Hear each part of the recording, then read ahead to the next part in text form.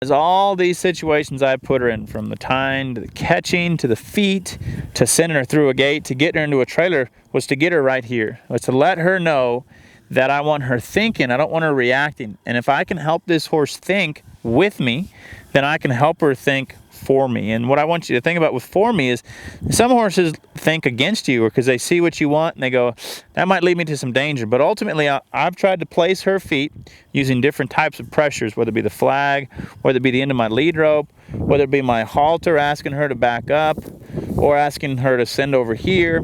I've been trying to convince her that everywhere I place her is going to give her a nice, comfortable spot. And so with that, I'm going to try to use the pressures and the releases out here and just talk about how I would like a horse. So she's interested in the flag there.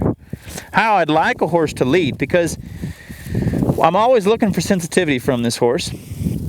And so what I'm going to do is, I'm going to see some horses, when you pick up that feel, they don't move their feet. You know, see how she put slack in it? They kind of hang on it. And so if she hung on the lead rope, that's where I use this rhythmic pressure to send her on, to hurry her on, to say there's no sense on you leaning on that. But if I'm walking her from point A to point B, I'll just show you some things. I'm going to have some energy in my feet. And see how she's leaning on that halter? There she might trot up a little, and she's got to put that slack in the lead rope. Okay? So I'm going to go back the other way. Now you see how she's pulling my arm back? If that tends to happen to you, let me show you a quick way. I'd leave the lead rope hanging next to my thigh. I put it in my armpit, over my forearm, and in my hand. And so what that'll do is that'll give me a power position to hang in there whenever she's leaning on me. So hopefully she comes off at a trot. Now, this looks like it's tangled around my hand. All I've got to do is let it go and throw it to the ground, and it comes undone. So I'll show you again.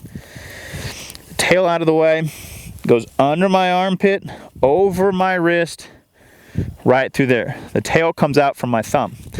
And I'm going to grip down. I'm going to hold that elbow on my hip and just help her trot off of that field.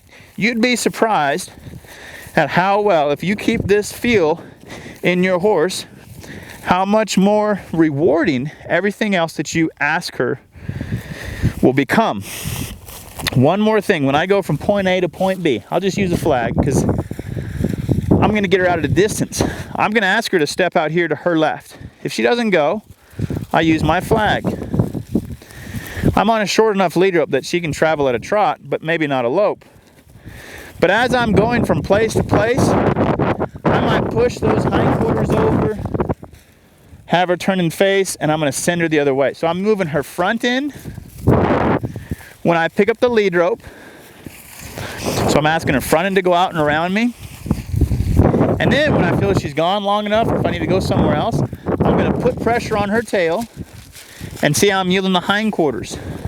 Now I'm going to move the front end. And that'll just help her go out and around me, which will help me fine-tune this maneuver for everything else that you saw today, which was the trailering, going through a gate. You know, this is going to help with my horse understanding, hey, you know what? Whenever Trevor sends me somewhere, it's all appropriate. I'm not in trouble. She's pulling on me a little bit, so I need to be firm there just by standing still.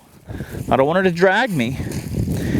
But this little filly, she's learning that she can have some freedom in motion and not always have me just clamp onto her. So I'm going to see if she can trot to me. I'll put that feel in there. Good. What I don't want you to do is to hold right here and just drag your horse everywhere you go. Because whenever you drag your horse, see how she's getting claustrophobic and she's yanking on my arm and those kind of things. It's just unnecessary. I don't have any more power or control over her if my hand is right there. So I recommend getting your hand halfway down, letting that rope slide, and asking her to come off with that feel. Just to help her realize there's a softness at the end of it. So throughout these exercises, you got to see me, you know, play around with a horse that has limited handling. And Again, we wanted to show you a horse that had similar or less handling than the horse you're about to receive.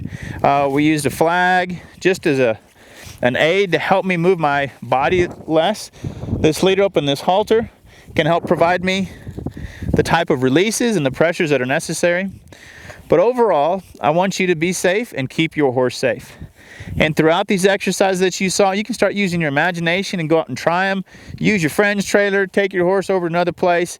Just get to where you can try these things out at different locations.